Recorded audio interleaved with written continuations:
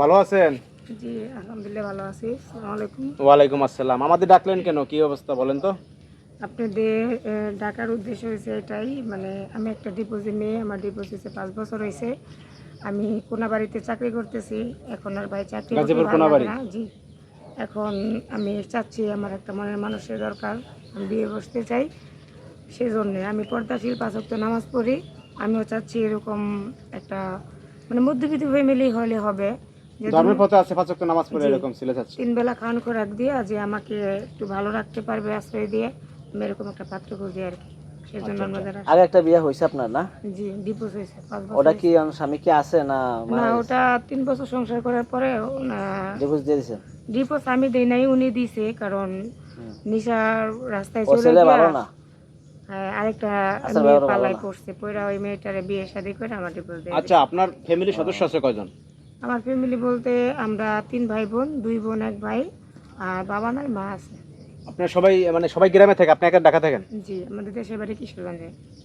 ও আচ্ছা। এখন ঘটকের মাধ্যমে কি পাত্র দেখছে গ্রাম থেকে, কিংবা আপনাদের ঘটনার আপনারা? মধ্যে বলতে আমাদের গ্রামে যেহেতু ডিভোর্স হয়ে গেছে, আর জানেন তো দেশ গ্রামে ডিভোর্স হওয়া মেয়েদের একটু খুঁটটা বেশি থাকে। আর আমি একজনের কাছে শুনতে পাইছি যে অনলাইনে নাকি পাত্র পাওয়া যায়। পাত্রপাত্রী হ্যাঁ পাওয়া যায়। সেই জন্য আমি আপনাদের ডাকা যে আমারও একটা জীবন সঙ্গী দরকার। আর কত জীবনে চাকরি বাকরি কষ্ট আর ভালো লাগে না।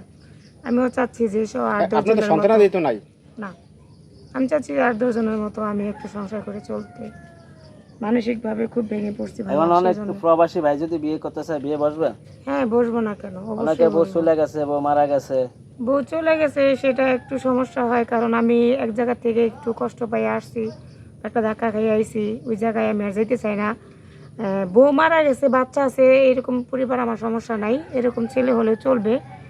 প্রবাসী বা অনেক ছেলেরা বয়স হয়ে যায়, বিয়ে করে না, আয়সা পাত্রী খুঁজে ভালো, ওরকম হলে হবে। কিন্তু ওই যে বউ চলে গেছে, কারণ ওইটা আবার ওই প্রতি সংসারের প্রতি টান থাকে। দেখা যাচ্ছে সেকেন্ড টাইমও যদি আমার কিসমত আবার এরকম খারাপ হয়ে যায় তাহলে খারাপ তো হয়ে যায়, তখন সমস্যা। তো আর বারবারই করা অনেক যায় না। ছেলের তো আবার চাহিদা থাকে যে টাকা পয়সা চায় বা ফার্নিচার চায়, কিছু চায়, কিছু ঘর দিতে সাজানো হবে। চায়, মানে টাকা পয়সা কিছু ভাই, দিতে পারবেন? আমার যৌতুক যারা কয়। সামর্থ্য অনুযায়ী চেষ্টা করবো যথেষ্ট, এটা তো আর নিজের থাকবে। কিন্তু যৌতুক চাওয়াটা তো এটা তো অন্যরকম একটা আইনত। কিন্তু যৌতুক অনেক সময় কি ছেলে পক্ষ ঘর সাজা দিতে চায়, কিন্তু সোফা, ফ্রিজ, ওরকম টিভি। হ্যাঁ ঠিক আছে, ওরকম পারিবারিক মাধ্যমে যদি কেউ নিতে চায় বা কোনো কিছু চায়, ওরকম সামর্থ্য আছে কিছু দেওয়ার মতো, এরকম সামর্থ্য মানে নাই দেবেন, কম যেরকম বেশি হলে দেবেন হ্যাঁ কি ওটা? অবশ্যই। কথাবার্তা বলে সেটা নেওয়া তো যাবে কি? আমারই থাকবে, সেটা চাকরি বাকরি করছেন, ক্যাশ ক্যাপিটাল তো সেটাই, আছে সেটা মোটামুটি কি? সমস্যা নেই। তো যাই হোক আপু, আমরা এই প্রতিবেদনটা প্রচার করবো না আমাদের পেজে, বুঝছেন? এখানে দেশ বিদেশে অনেক লোক নক দেবে। আসলে সরাসরি এসে কি দেখা করতে পারবে এখানে? হ্যাঁ, অবশ্যই পারবে। এটা গাজীপুর কোনাবাড়ি আসতে গাজীপুর হবে না? কোনাবাড়ি আসতে হবে, আমি এখানে যেহেতু থাকি এখানে আসতে পারবে। বা আমার আমার নাম্বার, ফয়সিল ফোন নাম্বারটা ফোন নাম্বার দিয়ে দেবেন, স্ক্রিনে হ্যাঁ, দিয়ে দেবেন ওই আপনার নাম্বারে আমার নাম্বারটা। সাথে যোগাযোগ করতে প্রয়োজনে পারবে। যোগাযোগ করে আসতে পারবে।